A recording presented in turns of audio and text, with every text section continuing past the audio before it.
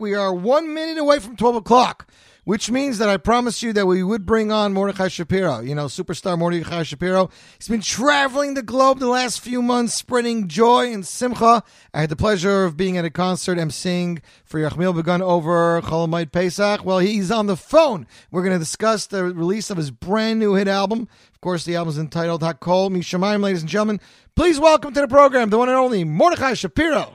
Hey. So am I allowed to call you Mordechai Shapiro, or do I have to call you Mordy Shap or M Shap? As you please, whatever you wish. It's all welcome. Well, Mordy, it's funny actually that you start with that, because I remember before my first album came out, I was discussing with my first producers, should I be like Mordy, just Mordy, like exclamation point, you know, like Yehuda exclamation point, right? Or but we ended up sticking with Mordechai Shapiro. We thought it was going to be a mouthful, but thank God, you know.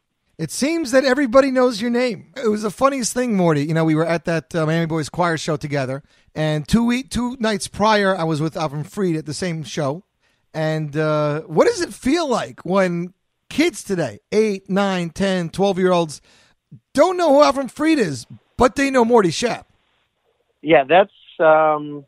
It's hard for me to even like say that. I feel like it's such chutzpah to Avram Fried, who's such a gadol. I actually just in the last few weeks I did a couple of. Pesach we did a concert together. In the last few weeks we did a wedding or two together. And let me tell you something. Not that he needs a shout out from me, but he is truly a rock star.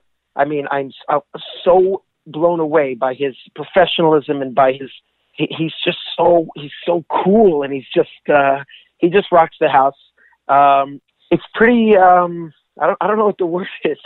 That the young generation, you know, is not so familiar with him. It's kind of hard to believe. But listen, plenty of people still know Avram Fried. He's still rocking, and you know.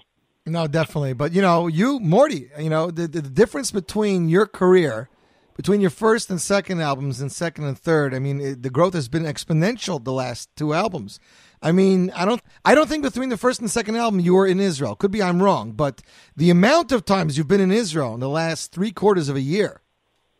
Yeah, Baruch Hashem. I mean, it's actually crazy. I was looking, I don't know where I was looking, maybe through my Instagram, and I just happened to be scrolling through some old pictures, and I saw the date of my first album.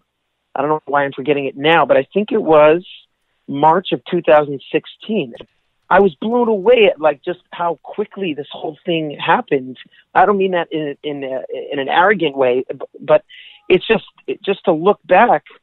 You know, I thought it was so much longer, but that's a little over 3 years ago, right? Yeah, and you know, the amount of demand that you're in now, I'm sure the amount of calls you're getting and the venues you're playing. I mean, this past Sukkot, you headlined with Yaakov Shweki at the United Hatzalah event.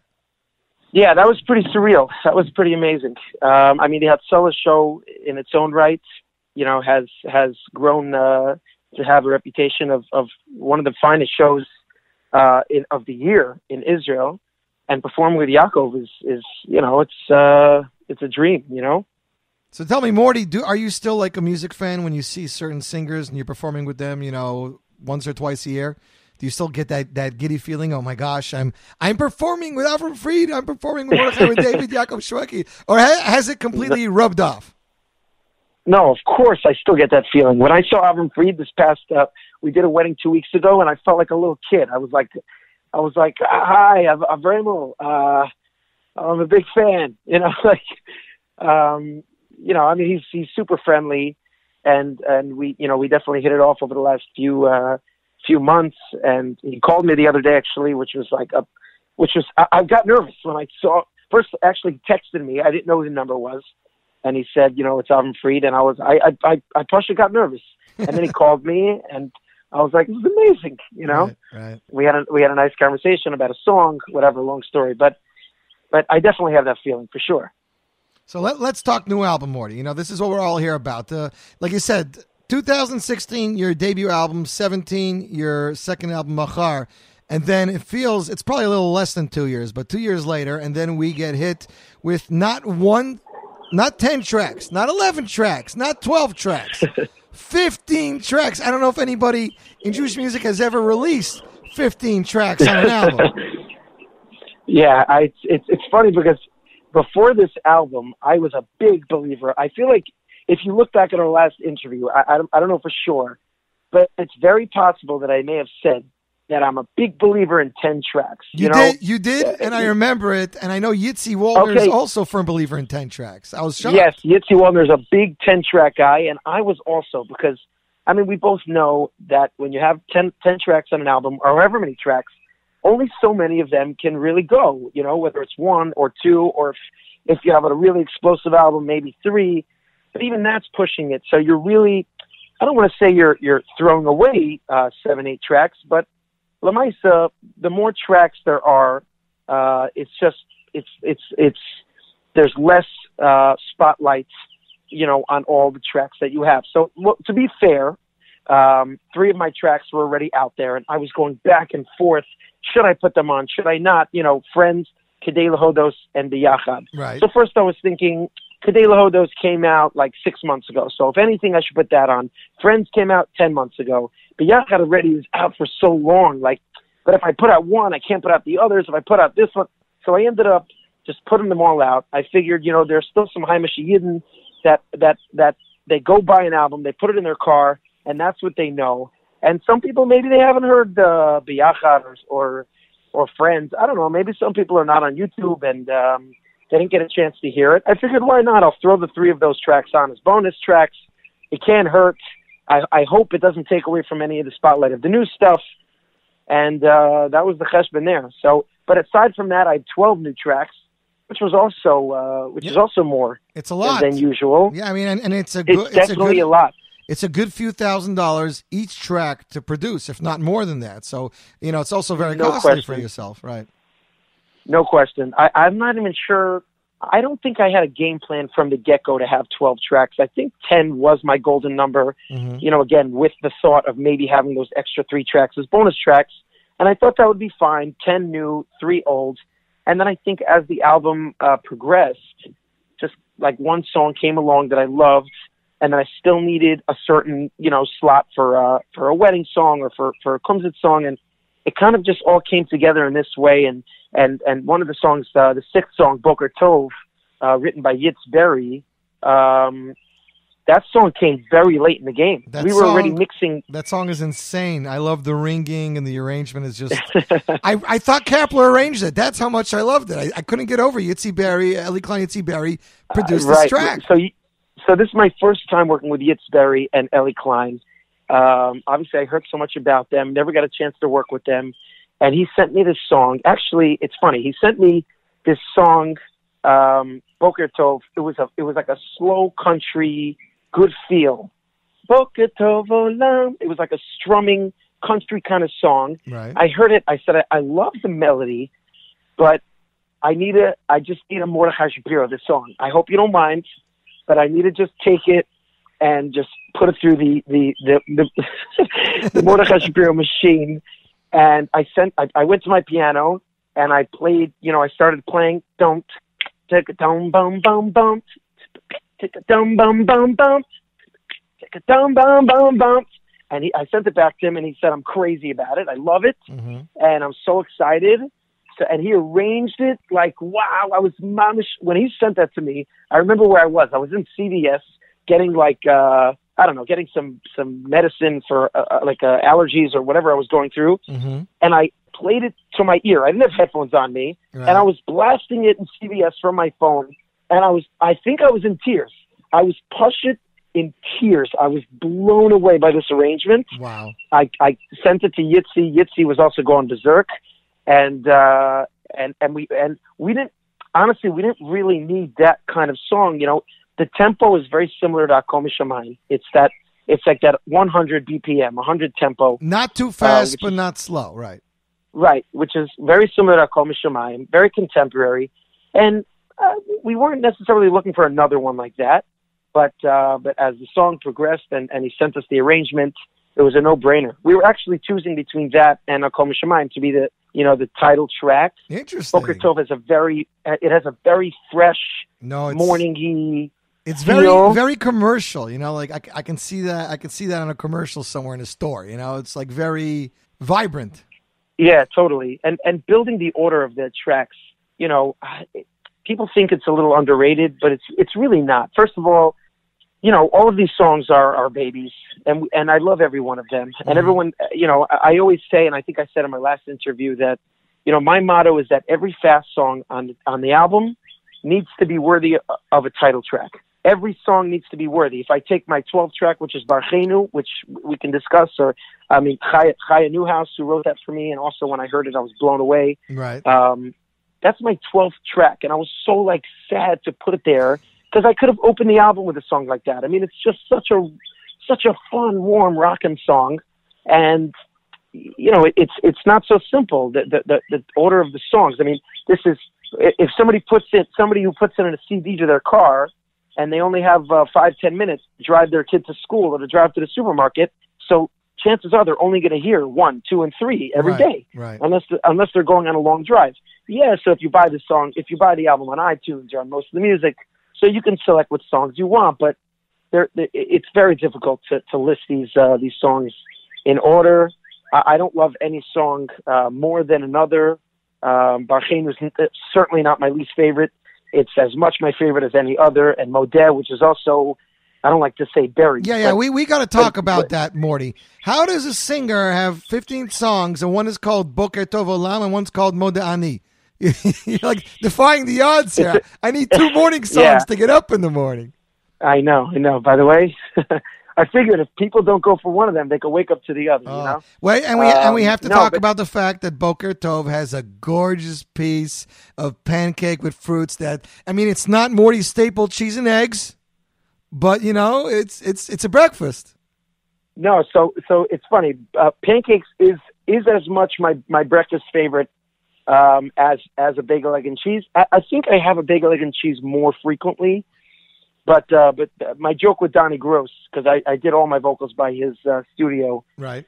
This album, and if I don't get there early enough to get my own pancakes, he always has pancakes waiting for me from Scoops, around the corner from him. Right. So I'm a big fan of pancakes. My trainer, I just started training a couple of months ago to try to stay in shape and stay healthy. Right. He's not a fan of the pancakes. Fun fact. Not a fan, but listen, a man's got to live, No, you only live once, and you're not, you're doing it within means. You're not like going after like a big brisket. You like pancakes. It's fluffy. It's light. It's in the morning before I do my run.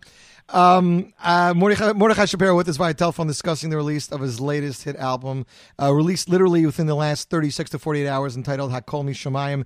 I get a WhatsApp message from Daniel Kapler. For those of you that don't know, Daniel Kapler is one of the geniuses behind some of the arrangements of Morty's album.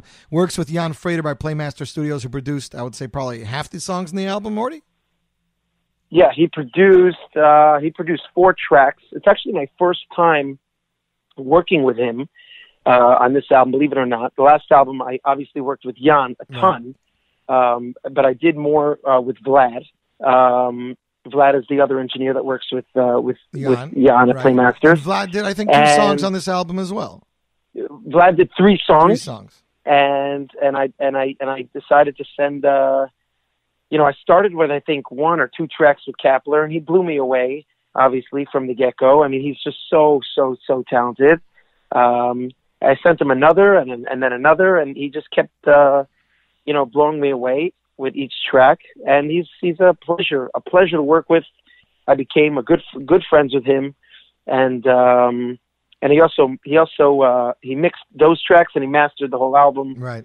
So he's a rock star. And no, he is. So he was telling me, Morty, he sends me a WhatsApp that Mordechai Shapiro's brand new album, as of yesterday, not even 24 hours after its release, is number 4 on the iTunes charts. That's not the world genre charts where Jewish music's, albums are.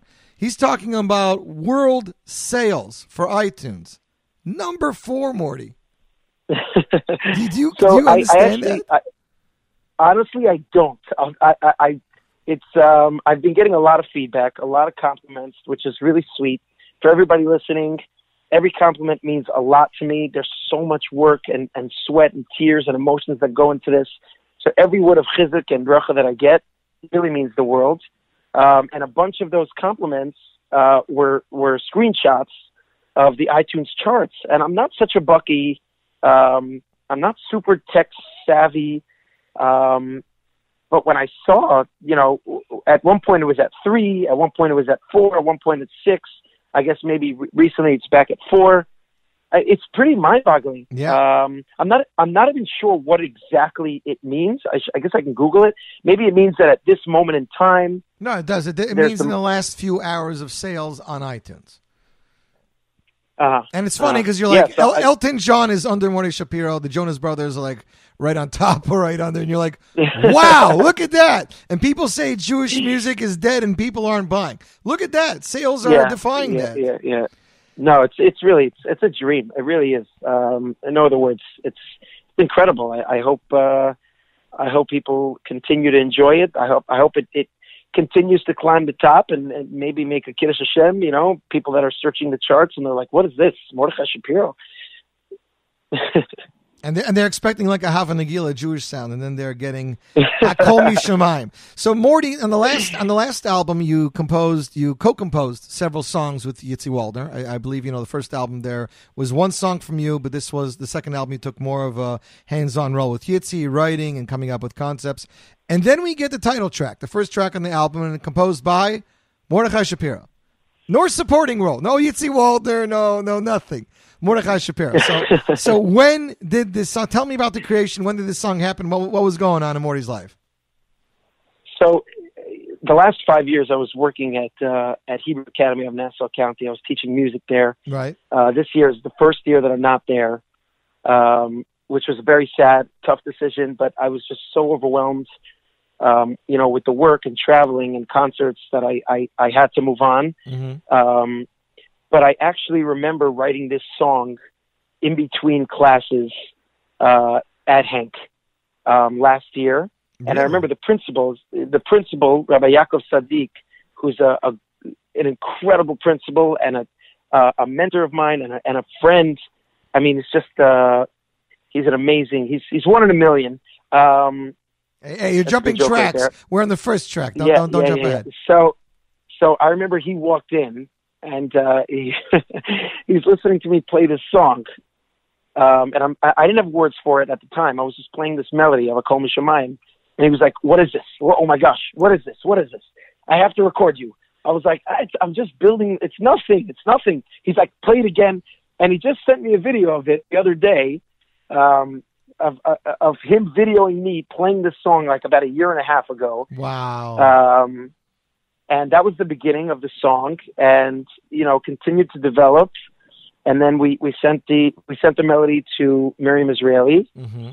And Chaya Newhouse played a big role actually in this song because she's super talented.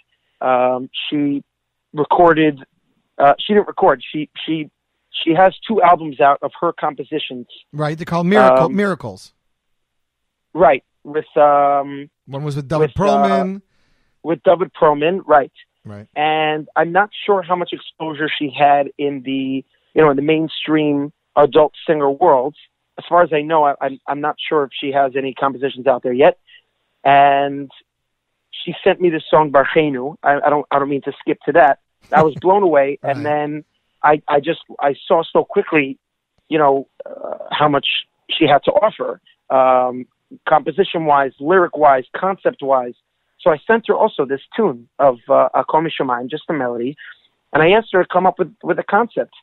And she was going through different Pirkei Avos, and she found this idea of Ratzon. And the Mishnah in Pirkei Avos says that Aseh Ratzonai Kirtzanecha.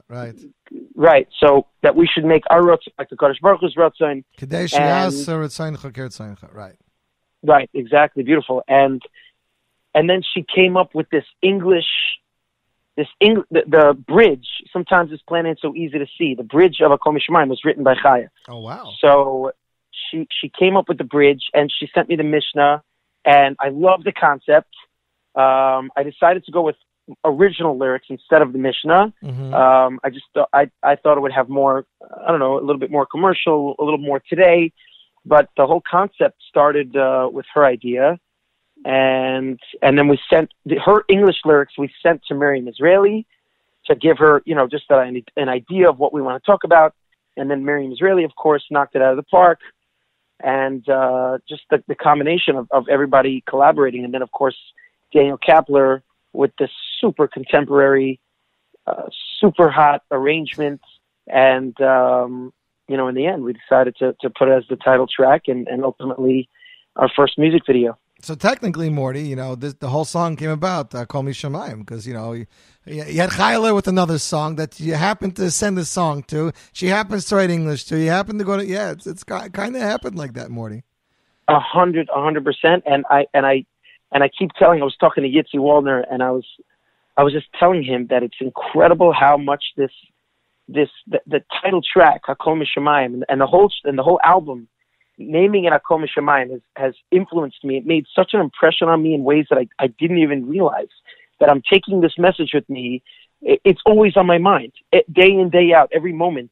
I'm thinking Hakol Mishamayim, whether it's the most mundane things, the small little bump in the roads, the annoying things that happen in our day that I can just turn to Hashem and say Hakol Mishamayim, or the great, or the grand, and the blessings that we receive. That we have to just remember to thank him and say Hakol Mishamayim. So naming the album this just really changed my life. I never really expected it to in such a way, but I hope it can influence others as it did to me, to just walk around with this message, walk around with this feeling of Hakol Mishamayim. Never forget that HaKadosh Baruch Hu always has your back, no matter what, no matter where. And No, it's a great concept. Mordechai Shapiro with us via telephone discussing the release of his latest album, Hakol Mishamayim, available for digital download on iTunes and Mostly Music. The one question we keep getting, Mordy, is it coming to Spotify and Apple Music and Amazon at any time in the future? So this is my favorite question, and I'm sure you've heard this so many times. So for all the listeners out there, basically, if you haven't heard it already, this is the basic story. Spotify and Apple Music don't pay us singers so much money. They pay us a penny per stream. I'm not like embarrassed to share it. I like being open and honest. They pay a penny per stream, and iTunes. If somebody buys the album on iTunes, then we get the full dollar or the full $12 or whatever it is that we charge for the album, right. And we walk home with most of that. We're not part of an industry that has tens of millions or hundreds of millions of listeners. So, and we spend a fortune on these albums. We spend upwards of $100,000 plus on these albums. And, putting it on Spotify and Apple Music right away is sometimes a little challenging, when it comes to sales. Although I'm sure you heard and words out there that iTunes is going out of business. Yep. Apparently in 6 months. So this is really the end of the iTunes run. Yeah, it's all going to be Apple Music. It's all going to be streaming. There's not going to be buying music anymore, so to speak. Right, correct. So I'm not sure what we singers and we in the music industry are going to do. Right. It's really hard to it's really hard to cover the expenses of the album by just streaming. Sales, right. But maybe the nature of the business will change. I'm not exactly sure, but if you're waiting for it on Amazon or Spotify, Apple Music, either be patient and hopefully it'll come out in a little bit, or just go buy the album and support Jewish music. It can't hurt. I did. Well, shkoyach to you. I saw you bought it from Mordy my website. knows. I bought it Friday. A friend let me know that Mordy had it up on his website early. Nobody was supposed to know. It was a secret. And yes, that was a little secret. And I got it, and I was like, should I bother Mordy on Erev Shabbos, Erev Yontiv, to send me the album? I'm sure his wife is cooking, and he's running around getting his suit, getting his cleaners, getting flowers. He says, you know what? It's $12. I'm going to buy the album, and I'm going to show him that I bought it. So I did. Yes, I appreciate it. And buying it through Mordy's website does give you the PDF. For all those who have been asking, you can get the booklet from Mordy's website. You will not get it from iTunes, so definitely go to Mordy's website. Mordy, Hakol Mishamayim released, what is it, not even 24 hours ago, right? The music video. Music video, yes. Yeah. Not even 24 hours. Right now, 23,943 views. Wow. I didn't even look. I was too nervous. I was too nervous to look. I think my favorite part of the music video is when you have the umbrella for Machar and you're like throwing it away. You're like, okay, people, that's it. No more umbrella. Machar is over. It's Hakol Mishamayim. It's so, different. You know what's funny? You know what's really funny? Because what's amazing is that you can really see everything. Is the Yad Hashem. We're recording this music video downtown Manhattan, overlooking the city over there. Near the Freedom Tower, and as I think we were taking 5-minute break, there was a rain was in the forecast, and we see we see a yeshiva bacher, and he's on like a second date, and they're walking by, and they're taking out their phones and they're videoing what's going on, and I see he has an umbrella, and I'm like, oh my gosh, I need to use that umbrella because there's no lost and found in middle of Manhattan. No lost and found for me to go searching for an umbrella. And I honestly didn't plan, although I should have. I should have been so creative to have a cameo of an umbrella. Right. I didn't plan that. We were thinking ahead, thinking the future. And then when I saw him with this umbrella, I was like, I got to borrow that umbrella. So he stood on the side, he took a video, and we quickly, me and Shimmy Shimmy Sokol, who does all my videos. Right, Shimmy. And did an amazing job on this one again. We did a quick shot of me in the umbrella, and I hope people find it cute, I definitely enjoyed it. I enjoyed it very much. Mordy, back to the album. The one song my daughter can't stop replaying. It's like on repeat. Track 2, 1 in a Million. Now, you were saying, that you worked by Hank as a music teacher, and we all know you I believe, worked in Camp Hask many years ago as a counselor. Did any of these kind of, working in a school or organization, did that influence you to create a song about people who might feel they don't impact life because they're, one of so many people in society and they need to be told that they're 1 in a million? So I wish I could take credit for the concept. I mean, all of those experiences definitely helped my feeling towards the song. But this is a Mordechai Brizel concept. This is his song, his lyrics. Mordechai and I worked together on the last album, with the song Kulam, right? Which we wrote together. And he came to me with this concept of 1 in a million. I thought it was a superb concept, something that so many can relate to, young and old. How many of us just feel that feeling of what can I offer to society? What am I giving? What am I worth? And I just thought it was such a powerful message. And we sat together on the melody, and then we sent it to again Daniel Kapler, who just knocked it out of the park. And I'm getting a lot of really amazing feedback from that song. I was very, very excited about that song. Again, I love every song, but that song definitely has a special place in my heart, and I'm excited to perform it in concerts as well. Yeah, it's a very fresh, vibrant arrangement by Daniel. I like the way you have the pausing with the music coming back and forth. It gives it that energy. Like when you're by a wedding and you slow it down and you start, everyone starts jumping, kind of like gives you that energy. The music stop, go, stop, go. Yeah, totally, yeah. Very, very fresh. Moving on to Vesita, this sounds like, I don't know why. It sounds like I've heard Mordy do this before. I just, I love listening to you just wail, and the bareness of the arrangement that Doni did. Donnie Gross of DEG Studios arranged this song. With the backup vocals by you, Yerli Palchik, and Gershi Schwartz, which was fun to watch on Instagram. But, now when you put it to a song, now I can enjoy it. Right. So I do a lot of my own background vocals. This song specifically, I just felt it needed more of a choir kind of feel. My back vocals, Yitzy always tells me my back vocals are very... they're very, what's the word? They're very pronounced. They're very you can tell it's me, right, Right. Which I don't necessarily mind. I mean, I like having my my own flavor on the back vocals. Mm-hmm. But certain songs, I mean, first of all, 4 songs on the album, Yitzy Waldner did the back vocals, and he did an amazing job. If you listen to some of the songs, which we'll go through, Tfilah and some of the other songs which we'll get to. But this song, the Siti and Leno, I felt needed a little bit of a Heimische choir feel. I called up my buddy Eli Klein from Zmiris, and he was just landing from LA. He was there for the last 2 days. He didn't sleep, and I said, "Listen, we're kind of in like the last parts of the album, and we need to do a choir for this song like today." He's like, "All right, I didn't sleep last night, but come to a studio in Muncie, Gershie Schwartz's studio, and we're going to do this today." So we wrote up the lines together, and we just knocked it out in a couple hours.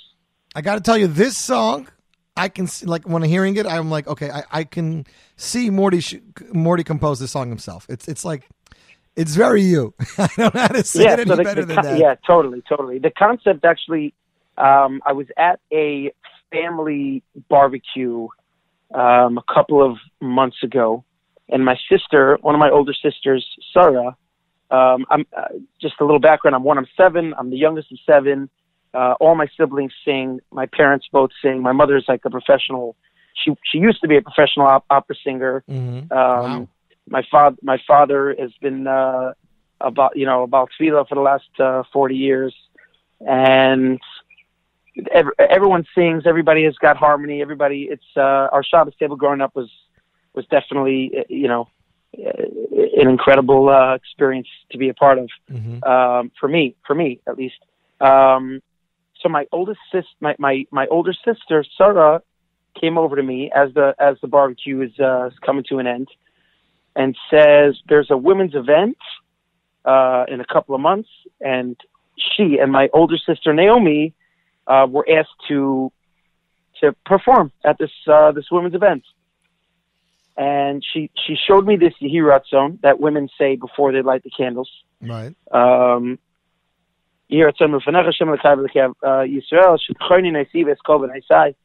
It's a beautiful tefillah, and she said, "Write me a song." And I wrote it on the spot, which was actually pretty crazy because there was baby I thought screaming. you were going to say, "Sarah, let me call Yitzy. I'll get back to you in a few weeks." Yeah, no, I don't know. There's something about it. I mean, my wife wanted to leave because we had a big trip home, and it was late, and there were babies screaming, and I'll show you that video one time of like just the chaos that was going on in the house. But I sat down by a piano and just made it happen on the spot. I mean, that's pretty rare for me. Usually songs, take development and you got to go back to them and fix them and tweak them. But that song was pretty much built from that first moment. It's almost as if it was Hakol Mishamayim. Almost. It kind of. Mordechai Shapiro with us via telephone. We're talking about the release of his latest album. We're up to track 4, one of my favorite tracks, Morty. People are calling this track the anthem of the summer, but they're also calling 1 in a Million and every other track, so I don't know what to tell you. I had to have my wife translate. My Hebrew isn't as good as it used to be, but this is a song dedicated to Eretz Yisrael, Eretz HaKodesh, correct? Yes. This is talking about how it's a dream to be everybody back there and enjoying all the goodness that we're supposed to get when Mashiach comes. Yes, this is, it's actually my wife's favorite song. It's got a little bit of a Mizrahi Israeli thing going on there. My wife is Moroccan, so she's definitely eating it up. Mm-hmm. She's loving the arrangement and the style. It's been her favorite, out of all the arrangements we got back. And it's just a very special song.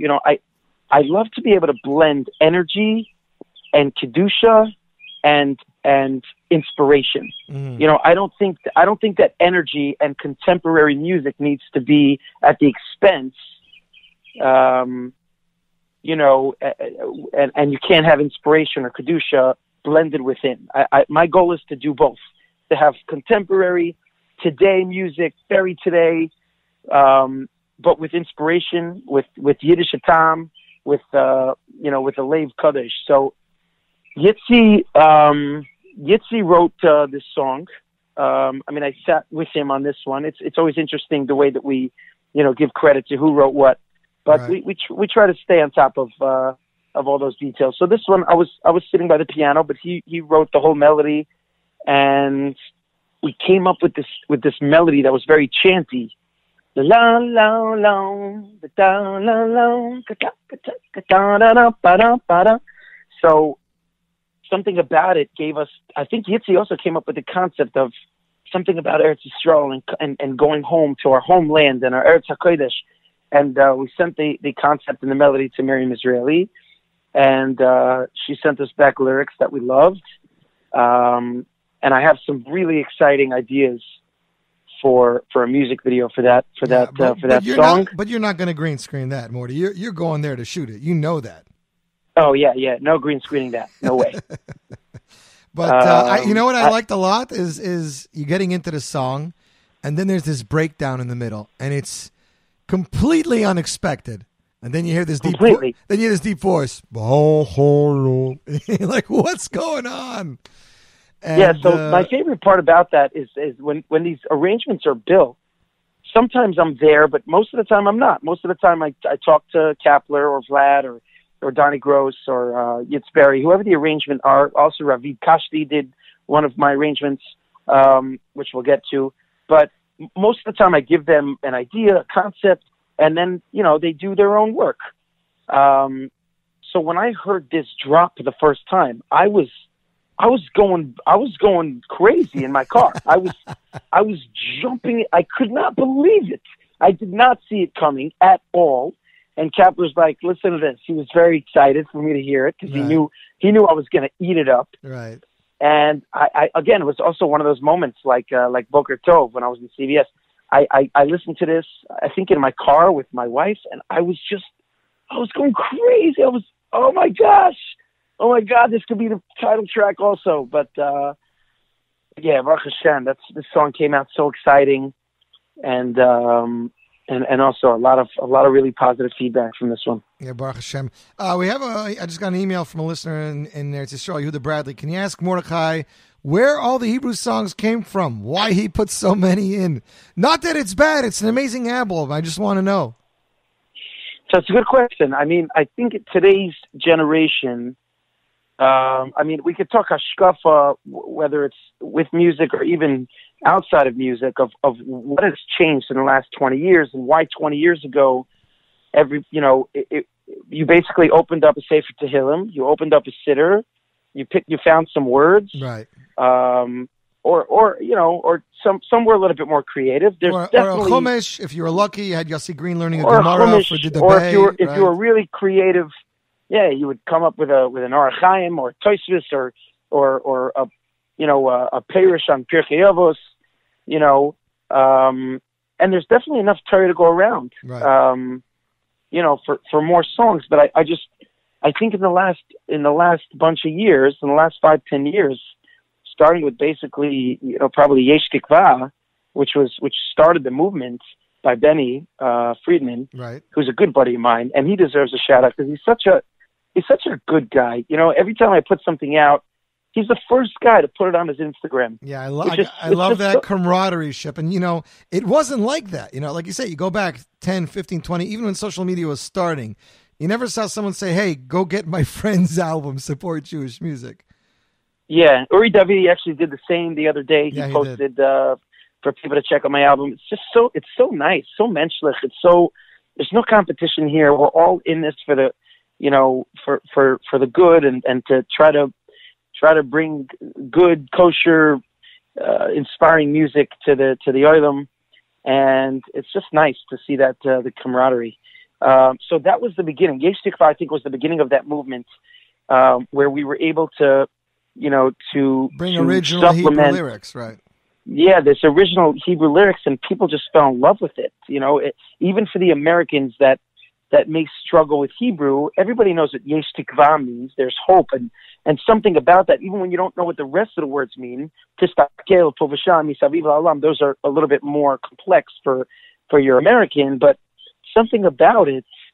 And then following, Mamina Benisim or Either Code, or actually Either Code comes from something. But all of these songs that had these original Hebrew lyrics made such an impression so many, even Americans. But it also crossed the boundaries, and it opened you up to a new clientele.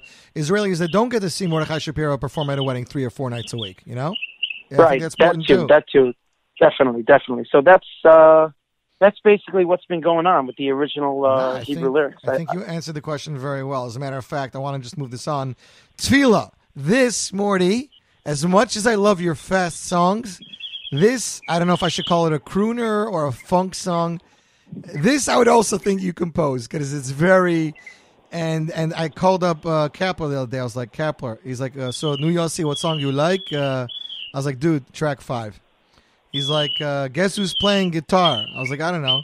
He's like, Katy Perry's guitarist. Like, that was his takeaway. But the song is so clean.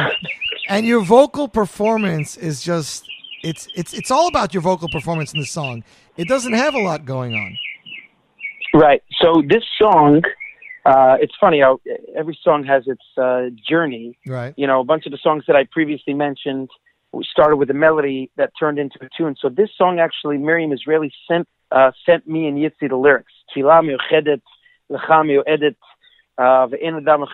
the words basically mean that there's a special tefillah that was custom designed for everybody, every yid individually, that only they can tap into, that only they can really maximize the koyach of tefillah for something specific that reaches the kisei hakavod.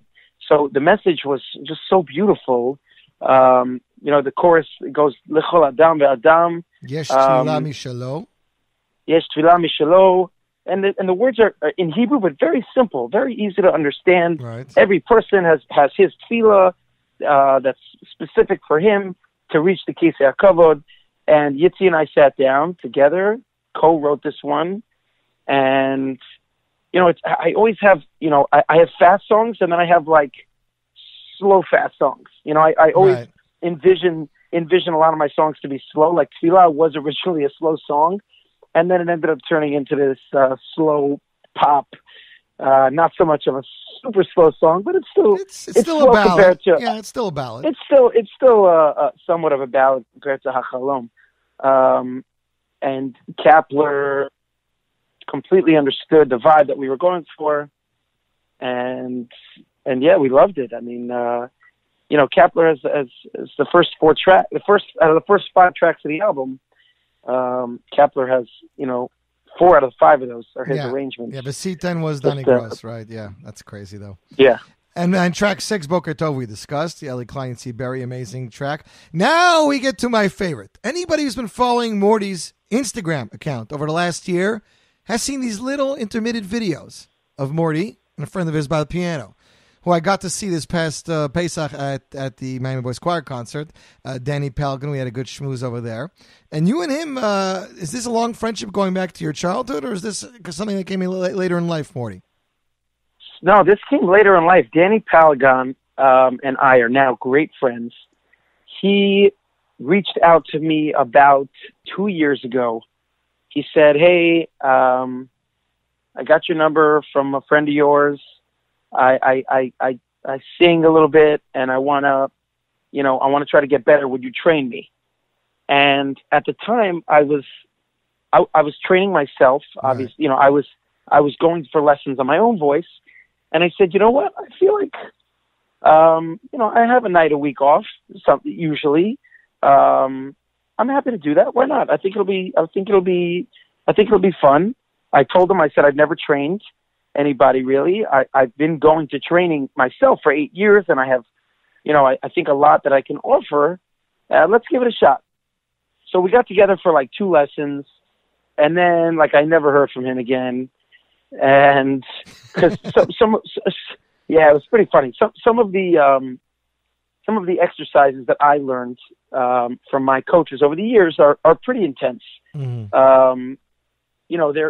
They're a lot of work. Can we get an example? Was it breathing or one of those kinds of things, or what? Well, it's actually hard for me to tell over the phone. Some of the exercises actually require hands-on I know this sounds scary, but my previous teacher was Herschel Einhorn, who has a very, very unique mahalach right. of training the voice. He really transformed my voice from where it used to be. He really gave me the strength and the color and the range that I have is really thanks to him. Mm-hmm. And he actually uses his hands and puts it on my throat, on my larynx, and maneuvers the larynx while I'm doing certain exercises to strengthen the larynx and to train the muscle to do certain things. Interesting. And after going to years of training with him, I mastered the training, and I started doing that on Danny, and he was having none of it. He was not feeling it. Like, so we did a couple lessons. I never heard back from him. And then fate, I guess, brought us back together a couple of months later, maybe a year later. He reached out and said, "You know what? I want to do lessons again. I'm serious this time." And I said, "All right, then you really got to be serious, because I don't want to waste my time or your time. So if you're serious, then let's do it." So we got back together, and we've actually been going strong for the last, year or so. And this song, Up All Night, which was written by myself and Mordechai Brizel, another track with him. Right. And the lyrics by Mordechai Brizel. Very powerful song. It is. I mean, because it's also, you're touching about, what's going on, today with the youth, which a lot of people don't want to talk about or, want to look away from. As at the same time, you're talking about, history that's gone on with, with who we are and how we got to be who we are. Right. So I remember the first time I heard the lyric from Mordechai Brizel, I was actually in tears just thinking about the message of, I can be up all night thinking of all the pain. When will there be a sunrise, the light of a better day? And we've gone through so many dark times as a nation and individually, both collectively and individually, we go through trying times, and just thinking and dreaming of a brighter future, when Mashiach will come, and we'll all see that these tough times were really just a bad dream. Had we been able to see HaKadosh Baruch Hu's hand the whole time, then it would have been so much easier to go through these times. But right. But sadly, it's hard for us to see those times. So as I was going to record this vocal, it was also a very much of a Hakol Mishamayim kind of story. Danny texted me. He said, "Hey, I just finished my last midterm." He's in law school. Right. And he said, "Do you mind if I come watch you in a session?" He texted me like on a Wednesday night, and I happened to have been going to Donnie Gross that Thursday. Right. Me, Yitzy, and Doni were going to be doing some vocal session for Up All Night.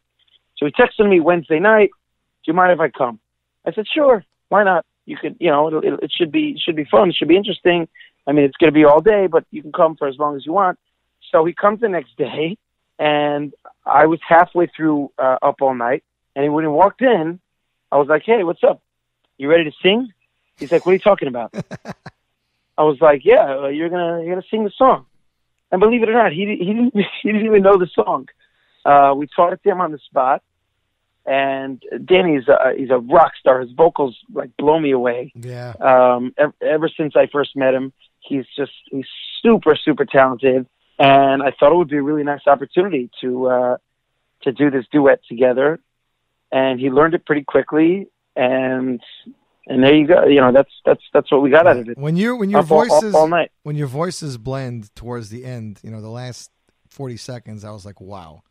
But the one thing I got stuck on, I don't know why. Everywhere, where how's it go? Everywhere I turn, so clear to see the faces of struggling. Do you remember how you did your vocal? You go very down and then you twist a little bit. Everywhere I turn, it's so clear to see the faces of struggling. Calling out to me. Yeah. That line, I was like, wow. It's like, if I speak to Morty, I got to bother him about the way he did that line. It was just so, it's like struggling. You did a twist. It was funny. Anyways, Mordechai Shapiro with us via telephone. We're in-depth interview. Hakol Mishamayim up to track 8, and we're almost done.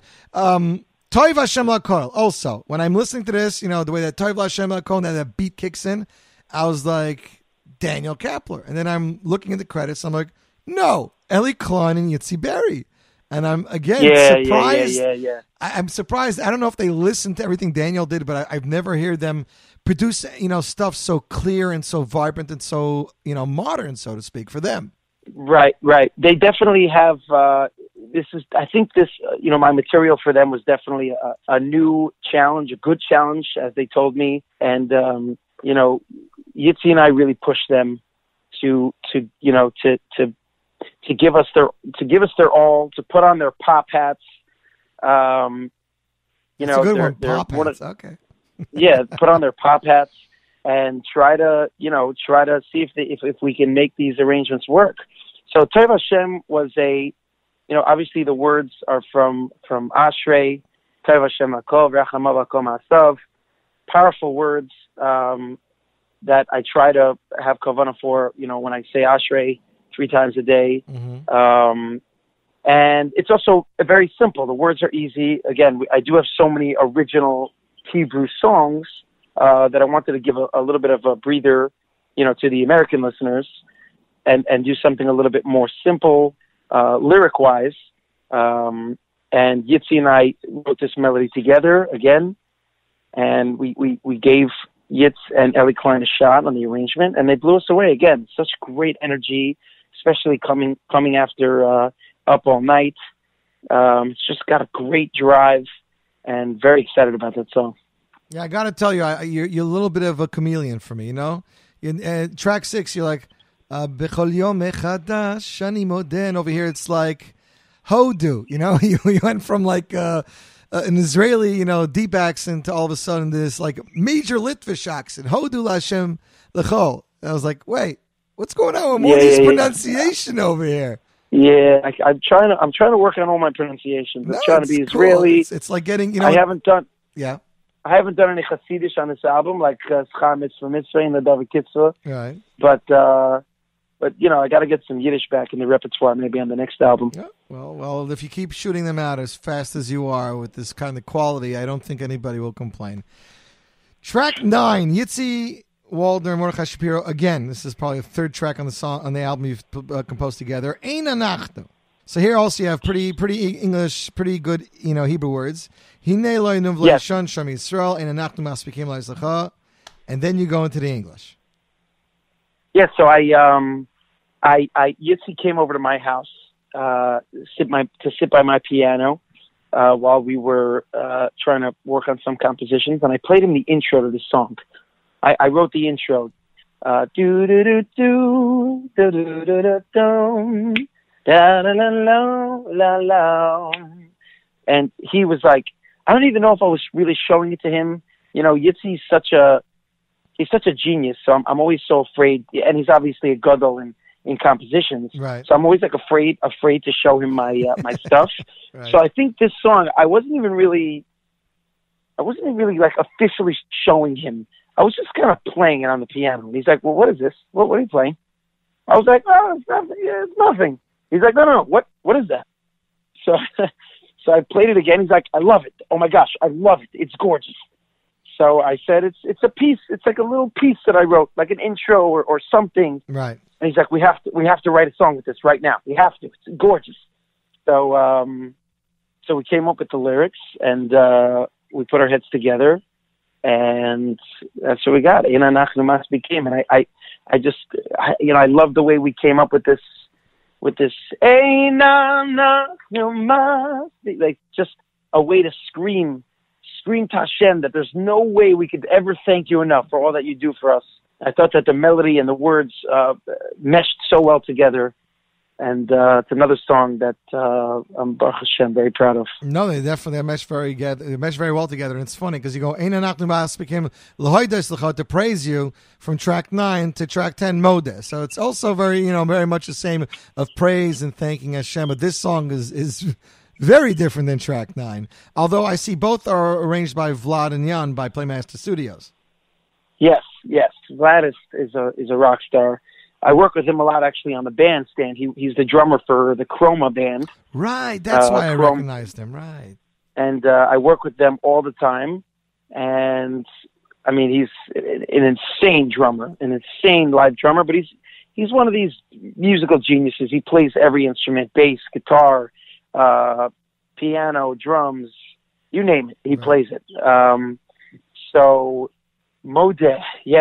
I mean, I have a lot of tracks on my album that talk about thanking Kadosh Baruch Hu and appreciating what we have, and Hakol Mishamayim, a lot of similar theme concepts songs, and themes. Right.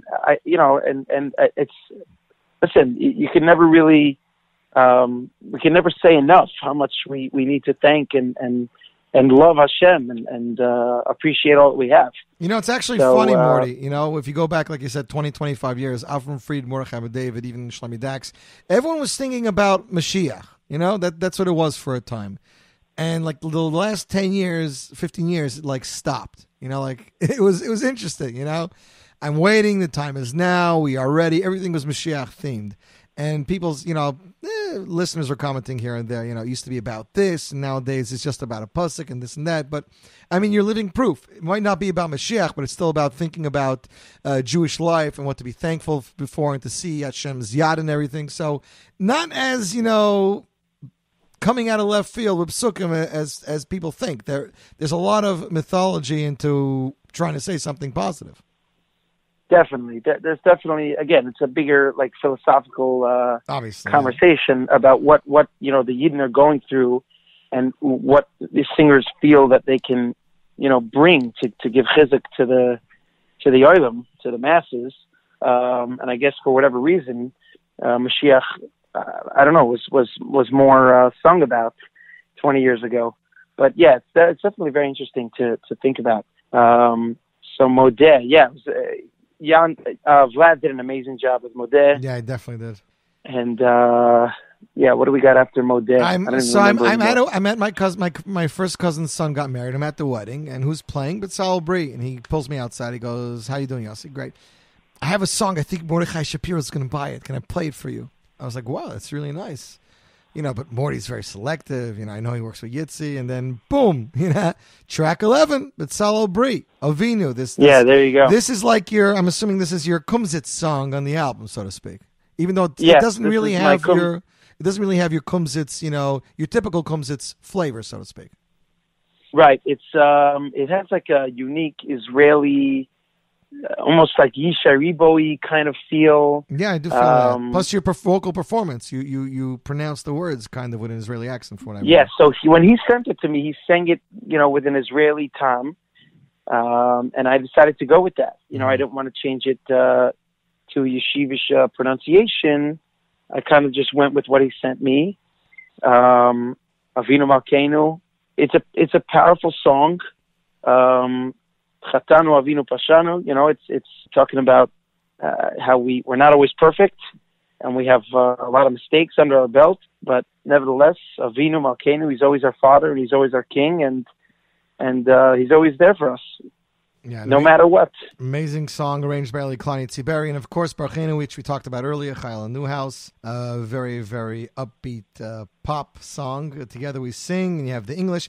I was going to say you have a lot of songs that have Hebrew that have English components to them. Would you say that that's because you yourself, being an American and being an English-speaking person, wanted to, you know, narrow the bridge between listeners and yourself? Yes. I mean, I've definitely gotten nice feedback from that in the past, you know, like even Machar. You know, for American listeners, I mean, like I said, sometimes they could understand, you know, a little bit of the song, Machar Hashemesh Tizrach, but even that for many people is a little bit tough. You know, Tizrach, who knows that means rise? Who knows that means the sun will come out tomorrow? Right. So, you know, giving a little bit of a bridge in English, I've heard from the crowd is very nice for them to just understand a little bit more what the song is talking about. It really kind of just helps it put all the Hebrew lyrics into perspective. It helps you understand a little bit more what the Hebrew lyrics are talking about. And it's a nice blend of the two, you know? I think it is. And I think it's also important that it's, you know, an album is your personality. You know, you're the type of guy, you like English music, you like Hebrew music. It's part of who you are. It's part of what you give over to people. Plus, it enables you to, bridge the gap. Speak to people in Eretz Yisrael and have the hits played over there, as well as in America. A little bit of this for you, a little bit of this. They can learn a little English. We can learn a little Hebrew, and we're kind of covering everything. And then we have tracks 13, 14, and 15. Friends, Mordy released as a music video and single, Kedei Lo Hodos, this past Hanukkah, and Biyachad, which came out like 2 weeks after your last album. So for those of you who wanted to buy the 3 songs as singles on iTunes, 99 cents each, you can now buy the entire album. I think Morty's only charging $1 more, correct? I think the album is $12.99 on iTunes, something like that. $12.99. So it's $2 more, but you're getting 15 tracks. So it's definitely well worth the money. Mordy, before you let you go, what's the next video? What's next for Mordy? Is there going to be a listening party at like a trampoline park? Because I feel we should do that. Because with all this songs being excitement and all the arrangements, I think Mordy should rent out a trampoline park and say, "Oh my gosh, this is the next song! It's so exciting! Let's jump, jump, jump!" Yeah. By the way, that sounds like a great idea. Okay, we'll continue this later. Do I know what my what? I said we'll continue the marketing talk later. Yes. In terms of my next music video, I definitely have a lot of ideas in mind. Nothing is set in stone yet, so I don't know if I should share it yet, but I'm definitely hoping to do something for 1 in a Million. I'm hoping to do something for Hachalom. I have some really, really cool ideas for Hachalom. I don't want to give them away. Right. But definitely something in Israel. And I'm not going to say any more. I don't want anybody to jack my ideas. Got it. Just kidding. But you told me you have some ideas, so maybe we'll talk later about some of the ideas you had in mind. Yes. And Boker Tov, I thought would be a really great good morning, wake up kind of. Only if it starts with you in bed and the camera panning out the window and the kid driving by ringing his bell. That's how it has to start.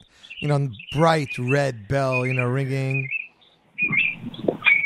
So I'm not a big video in the bed kind of guy, but it definitely will start off with like a morning-y feel, whether it's me and a coffee or me and my pancakes. Oh man! No. Egg and cheese. All right, man. Egg and cheese and pancakes. Okay, fine. I'll consider it. Mordy, I want to wish you Mazel Tov personally. Hatzlacha Rabba. We are loving the new album. We can't wait to see more. It's available for digital download on iTunes, mostly music, and of course, MordechaiShapiro.com. And thank you very much for the last hour, Mordy. I can't wait to get this interview up. Thank you very much. Yes, we'll talk soon. Take care, my friend.